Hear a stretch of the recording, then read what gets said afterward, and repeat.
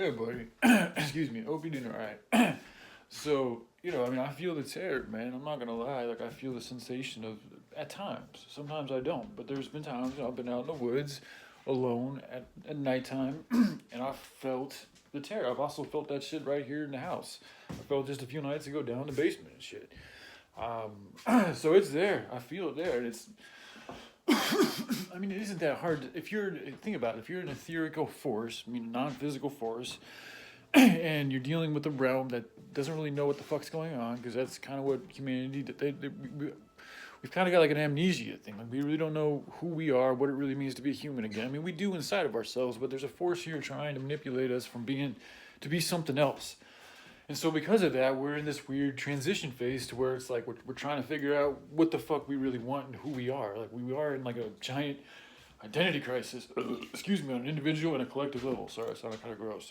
But anyway, my point being is just that, when I'm out there in some of them spots, sometimes I've picked up on some fear and some terror. And I've been around other people too, and I've witnessed them feel the same things. Dudes that look like you might not expect them to be affected so, and I've seen them affected too. So I've yet to see anybody walk into certain places and not show any sign of being affected. Not to say it can't happen. I do think if you reach a high enough spot within yourself and you're able to meditate, that's what I would really love to do, is to go into some of these places and just really, because it's an energy thing. So, you're going to have to deal with, I have my own idea of how to work about it, but you got to imagine if you're going into a territory that's being dominated by a certain force, you're walking right into their fucking house. So it could irritate them depending on who they are. And they're going to react in different ways based on who they are. So I could totally see how some creatures of a more demonic nature, if you want to call it that, or a low vibrational nature, more of a predatory nature, are going to do what they can to scare the new guests they have, because in doing so, there could be various reasons. They could just do it just because they like to do it. It could just be an auto reflex, like repetition thing that they're just stuck in and doing again until they wear it out. They finally do something else. I don't know. It could be a part of a punishment. I don't know everything. But I do know there's a cause and reason for everything. So, anywho, for whatever the reason is, there seems to be this terrorizing feeling that associates a lot of these places and haunted locations and areas around the world and within people. And so getting back to my idea of just allowing that force to come to you, and the more light that you have, the brighter it's going to shine, the more they're going to see it, the more they're going to be affected by it, the more they're either going to move away or try to infiltrate and change that. So I think that's what's happening a lot of times. People are walking into these areas, and you got these forces that are feeding.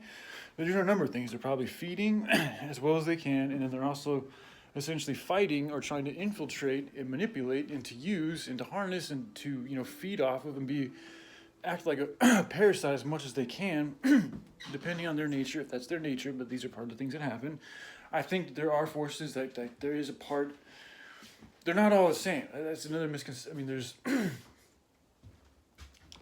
It's hard to say these things because as I'm saying these things, I'm getting hit with other things, and it's hard to say exactly what I mean. I know my vocabulary isn't in the best state right now, so it's hard for me to explain myself as well as I really would like to. And I still don't know myself at all what's going on. But it does feel like certain forces have an intelligent response to things, and some forces seem to just be acting more of a reaction, like more just a repetitive reaction, like they're not even aware consciously of what they're doing. They're just like in a autopilot mode. So anyways, the ones that you really got to worry about, I think, are the ones that are more conscientious of what they're doing, and they're looking at another thing too to think about. All these ghost hunter shows and all these things, at least all the recorded ones that we've seen, and there's a lot of them now, I've never once seen anybody seriously harmed. Now, I saw Zach Bagans and some of his crew have been scratched, and I've seen other witness reports of people being scratched, but they're not very deep scratches, or like there's little things that are thrown. But other than that, I've never, you never see like a knife flying to somebody's throat or something, and it's like, I wonder why. If you really are dealing with these demonic forces and stuff like that, they really do have a malicious intent to want to hurt and kill. Why wouldn't they just fucking use their energy to pull out a knife and fucking send it to somebody's throat? You know, so that's a question. I'm not sure. Like, why doesn't that happen? I think it has to do with an allowance. It's an energy thing. They're only allowed to do as much as they can do with what they've been given to do. This is also why I think they try to possess other people, and by possessing other people, they can get these other people to do the things that they want to do by taking over them and getting these people to do their will. So that's really the real danger. And when it goes back to Ghost Adventures, those were some of those episodes where it looked like Zach got possessed were some of the most interesting episodes to me, because there's that one where he went on the Italian island. It really sticks out because it's like you're seeing somebody change right in front of your face. Somebody that you know, somebody that you spent many times walking and working and doing shit with, and all of a sudden you're looking at this person that you think you know, and he's turned into something that you don't know anymore, or something that's not, excuse me, it happens, familiar to you anymore.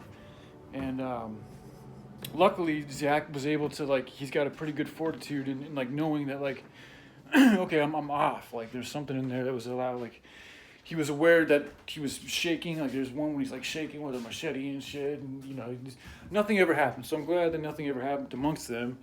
I think it also has to do with the human being and the fact that we have a soul that is in itself, even if we're not aware, there might be some type of defense mechanism that where it will fight for itself, even if the operator is kind of like under the influence type shit. I don't know, though. I'm still learning about this shit.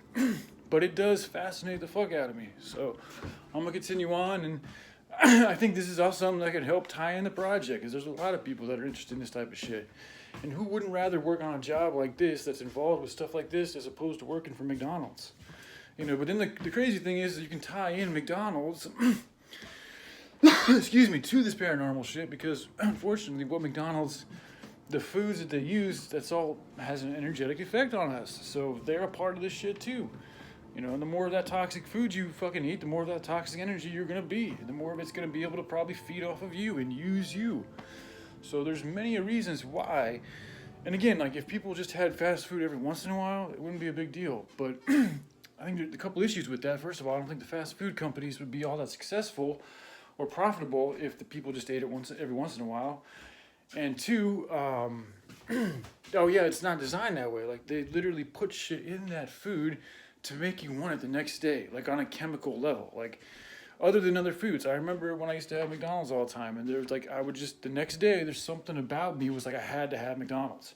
It was like a drug. It was like a cigarette. It was a fiending feeling, like I had to go and have McDonald's again. And like, even to this day, I still don't have that feeling with any type of food, unless it's a very processed food, and then sometimes I'll get a similar feeling. And I think it's because they put additives, addictives, or something in there to make us keep wanting this shit even after we've had it. And if I was really hell-bent on making money, that's exactly what I would do, is put something in the food and make them keep on going back. I mean, we already know that Coca-Cola used to put cocaine in Coca-Cola, and we also know that cocaine is so addictive that when we experiment with mice, hey, little bear, I'm almost done.